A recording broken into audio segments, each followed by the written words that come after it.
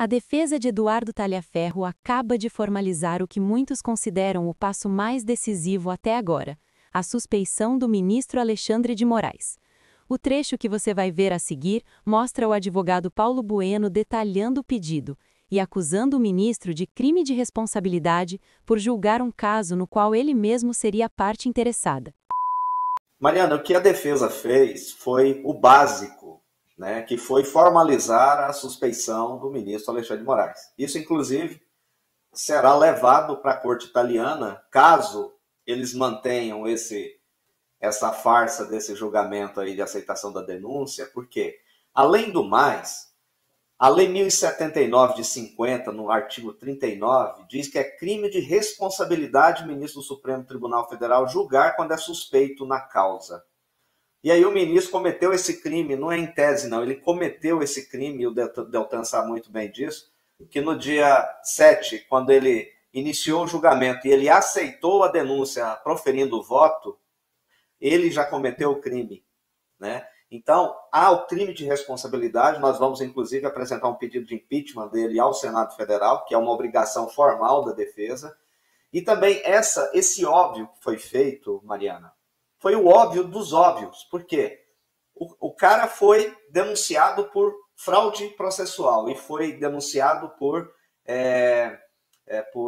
falsidade ideológica, com documentos que provam, com provas. Eu, inclusive, tive acesso, depois que passei a fazer parte da defesa, tive acesso a esses documentos e fiquei, assim, encabulado com o que eu vi. E mais, ele não poderia jamais ser o juiz da causa, porque ele é o denunciado. Agora você vê o denunciado sendo o algoz do denunciante e contando com a ajuda sempre colaborativa do seu assessor na PGR, que é o Paulo Gonet.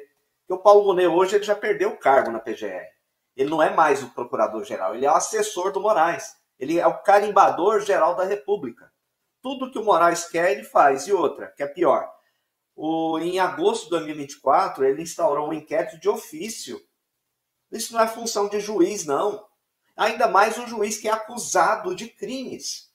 Então, assim, o que nós fizemos, Mariana, foi só formalizar o óbvio. Essa formalização do óbvio será muito útil para que a justiça italiana, ao analisar no dia 17 de dezembro o pedido de extradição, tenha certeza absoluta que ele é um perseguido político, Tagliaferro, que ele é um torturado, que ele está sendo vítima de um Estado judicialesco sem precedentes na história desse país. O próprio Marco Aurélio disse que é tanta perseguição que superou e muito as perseguições que foram no regime militar. Nem no regime militar ocorreu tanta perseguição. Então está muito clara a perseguição, está muito clara a tortura, está muito clara a suspeição, além do impedimento, claro, porque ele é interessado na causa. O juiz não pode exercer jurisdição quando ele é interessado na causa. Está lá no 144 do Código de Processo Civil e está no 252 do Código de Processo Penal. Né? Então, além de tudo, dos crimes que já cometeu, está cometendo outros. E a prática da tortura diária, não só ao Eduardo, mas por tabela, por ricochete, a família. As crianças, os filhos, estão órfãos de pai vivo, como aconteceu com os sequestrados do 8 de janeiro. Então, assim, é tanta aberração que nós, essa semana, vamos tomar uma série de providências formais, inclusive representações criminais contra o senhor Alexandre de Moraes, que ele merece, e muito, pelo que ele está fazendo, não apenas com o Eduardo, mas com todos os seus sequestrados de estimação. Doutor Paulo, qual a expectativa do senhor em relação ao julgamento dessa arguição de suspeição do ministro Alexandre de Moraes dentro do Supremo? Já há prazo para julgamento? Já foi pautado? Qual a expectativa do senhor em relação a essa questão?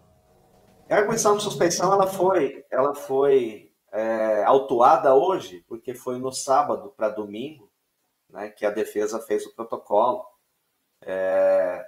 dessa arguição de suspeição. E nessa madrugada foi impetrado um habeas corpus, o salvo-conduto para o Eduardo. Então, dando essa notícia em primeira mão para vocês, foi impetrado o HC, que é o ministro relator, que é o prevento dos HCs da Talhaferro, é o André Mendonça. E a gente espera que que o terrivelmente evangélico ele cumpra a Constituição e cumpra a lei. E agora essa suspeição vai para o presidente do tribunal, que é o Edson Fachin, e que eu espero que ele não incorra naquele crime previsto do artigo 319 do Código Penal, que é o crime de prevaricação. Por que eu digo isso? Porque ele tem a obrigação de respeitar a lei, ele tem a obrigação de respeitar a Constituição, e se ele, por acaso, dizer que o Alexandre de Moraes, que é a vítima, que é o juiz e que é o cidadão que foi acusado, não for suspeito, ele também está incorrendo em algum tipo penal. E aí a gente vai tomar as providências também contra esse ministro, que é o presidente do Supremo. Espero muito que ele anule todos os atos praticados pelo Alexandre de Moraes, pare esse julgamento de fachada dessa aceitação de denúncia, que, aliás, tem um agravo regimental pendente de julgamento, eles ignoraram completamente, porque o agravo interfere diretamente na ampla defesa contraditória, porque ele disse que nós tínhamos que mandar um vídeo gravado para poder fazer a sustentação oral, e nós expressamente requeremos que o julgamento fosse presencial, e ele indeferiu. Isso a gente sabe muito bem que quem é advogado e milita nos tribunais no Brasil inteiro, no STJ, quando há expressa requerimento da parte para a audiência, para o julgamento sair do virtual e ir para o presencial, o tribunal tem que atender, porque o advogado quer fazer a sustentação oral, ele parece que tem medo de enfrentar os argumentos, porque ele sabe muito bem que o que foi vazado, supostamente vazado, não era sigiloso, era de grupo de WhatsApp, ou seja, sigiloso é quando é limitado o número de pessoas. E aí tinha várias pessoas, né? Tinha juízes, tinha servidores, então isso não é sigiloso. O que acontece é que é muito estranho que, em vez de investigar isso, o PGR foi para cima do Eduardo. Em vez de desmentir o que foi apresentado, os áudios e tudo, eles preferiram ficar calados e tentar calar o Eduardo. Então, é verdade tudo o que aconteceu, e em vez de provar o contrário, não, eles querem calar, perseguir, extraditar, prender, ou sabe-se lá mais o que aí com o Eduardo Talhaferro. Olá, doutor Paulo. Uma alegria estar em contato com o senhor mais uma vez. Primeiro, gostaria de reconhecer esse importante trabalho que o senhor está fazendo no caso Talhaferro para defender alguém que é um whistleblower, que é um reportante de crimes e que é defendido pela lei, é defendido pela sociedade, é defendido por convenções internacionais. E aqui no Brasil está sendo alvo de perseguição da mesma forma como parlamentares de direita, como os manifestantes de direita, como os políticos da trama golpista e tantos outros. Então, primeiro, reconhecer esse seu trabalho em prol da verdade e da justiça. E eu tenho uma pergunta para o senhor que é: o senhor chegou a avaliar fazer uma representação perante a Comissão de Direitos Humanos dentro do sistema interamericano de direitos humanos, ali que atua junto à Corte Interamericana de Direitos Humanos? Por que eu pergunto isso? Porque já existem algumas representações, algumas iniciativas junto à comissão por parte de brasileiros que apontam violações sistemáticas de direitos humanos no Brasil.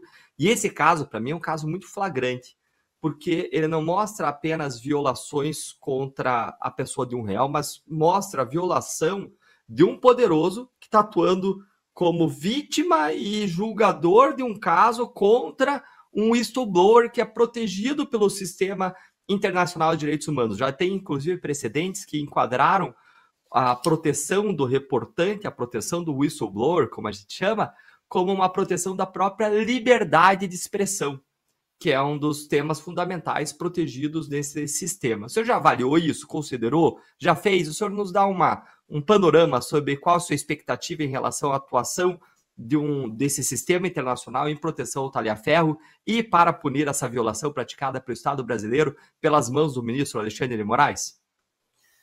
Boa tarde, Deltan. É uma honra estar contigo aí novamente. Obrigado pelo reconhecimento. Também reconheço o seu trabalho pelo Brasil também.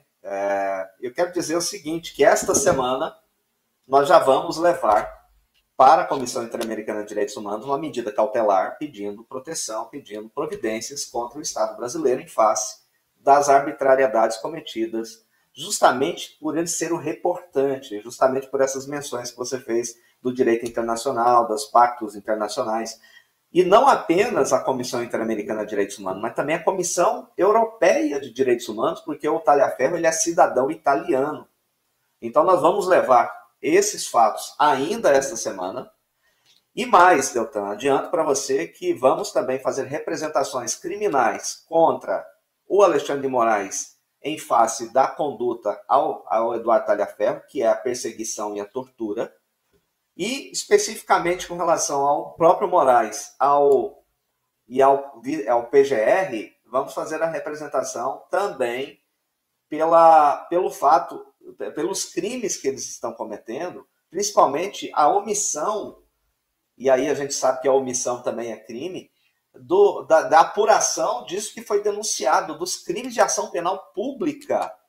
O Ministério Público, e você que já foi membro do Ministério, sabe muito bem que o artigo 27, quando você leva conhecimento de autoridade, e ela tem conhecimento da materialidade, dos fatos, das datas e tudo, dos documentos, ele tem obrigação, por ser o fiscal da lei, de acordo com o artigo 129 da Constituição, tem obrigação de apurar em ação penal pública. O que está acontecendo? Em vez de apurar isso, ele partiu para cima do denunciante, do reportante. Então nós vamos representar formalmente. O que nós estamos fazendo? Uma fase de formalização de toda essa aberração que nós estamos vivendo. Isso, sim, quando nós terminarmos essas representações aqui, vamos levar isso já traduzido para o italiano, principalmente para a corte italiana, que vai julgar no dia 17. Eu espero estar presente lá na corte da Itália para poder acompanhar o julgamento e também fazer parte lá, junto com os advogados italianos, da defesa do Talhaferro, para que ele não seja jogado na cova dos leões. Que se ele vier para o Brasil, ele vai correr risco de morte, com certeza. Isso é inequívoco, isso está na cara, está escancarado. Então, Deltan, esta semana será extremamente essencial. Hoje já impetramos um habeas corpus. Ontem arguímos a suspeição. Tudo isso porque não havia sido ainda formalizado o óbvio. Esse HC que foi impetrado, o prevento é o André Mendonça, que vai analisar sob a ótica da proteção à liberdade de vir dele, do Talhaferro. Por conta de quê? A excludente o próprio Código Penal, no artigo 23, ele exclui quando você está exercendo um direito legal. Você está exercendo um direito legal previsto em lei, ou seja, de denunciar crimes.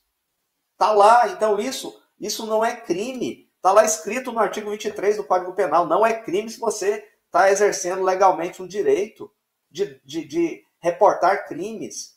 Isso é inacreditável. O próprio artigo 154, que fala sobre sigilo profissional, fala da questão da justa causa para que seja revelado crimes. O 359K, parágrafo 4º do Código Penal, diz que se você entregar informações de crimes para autoridade estrangeira, não é crime que você está cometendo. Por que você denunciar isso dentro do Brasil é crime e para fora o Código Penal diz que não é crime?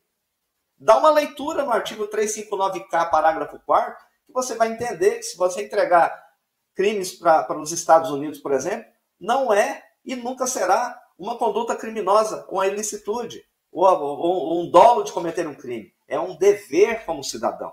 Como você fugir de uma ordem ilegal, é um dever, é o exercício da cidadania.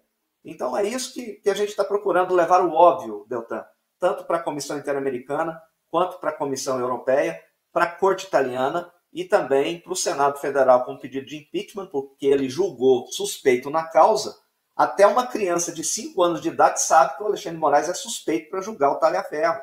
E aí ele profere o julgamento, aceitando a denúncia, e no artigo 39, item 2 da Lei 1079, está escrito: ele comete crime de responsabilidade se ele julgar sendo suspeito por lei.